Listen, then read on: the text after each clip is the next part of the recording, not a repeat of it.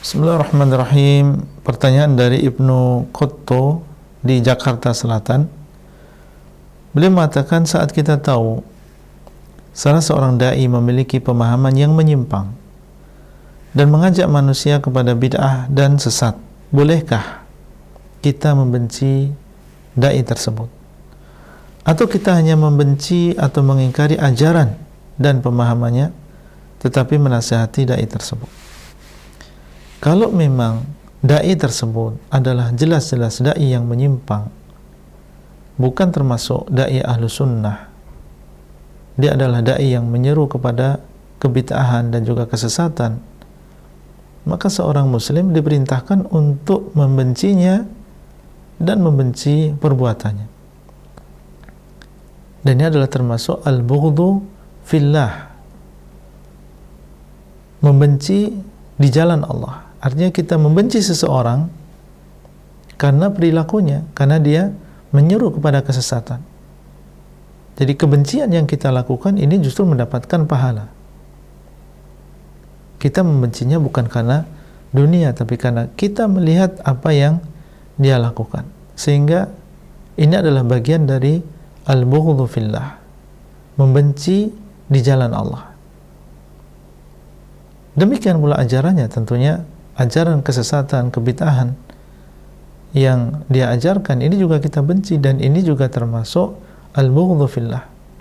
Jadi al-bughdhu fillah ini mencakup membenci orang yang melakukan dan juga membenci ajarannya, membenci kebid'ahannya. Dan kebencian tersebut, kalau memang kita mampu untuk memberikan nasihat, maka hendaklah kita lakukan. Jadi kebencian itu yang ada dalam hati kita itu harus, dan di waktu yang sama kita memberikan nasihat kepada beliau. Karena kebencian tadi bukan kebencian yang mutlak, dia masih sebagai seorang muslim. Dari sisi keislaman kita mencintai beliau. Beliau adalah seorang muslim, saudara kita cintai beliau. Tapi dari sisi kebid'ahan, kesesatan yang dia lakukan, maka kita benci. Ada kebencian dan ada kecintaan.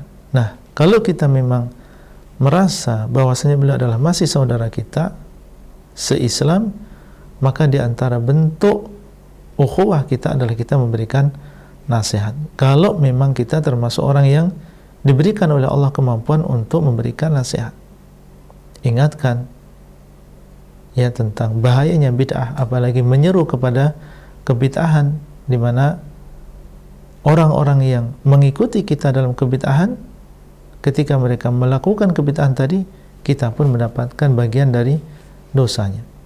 Semakin banyak yang mengikuti, semakin banyak dosanya yang sampai kepada kita. Nah, ini kita ingatkan. Jadi kebencian tetap harus ada sampai dia meninggalkan perbuatan tersebut, dan di waktu yang sama dia juga memberikan nasihat. Barakallahu fikum. Sallallahu ala nabiyina Muhammadin wa ala alihi wa sahbihi ajma'in.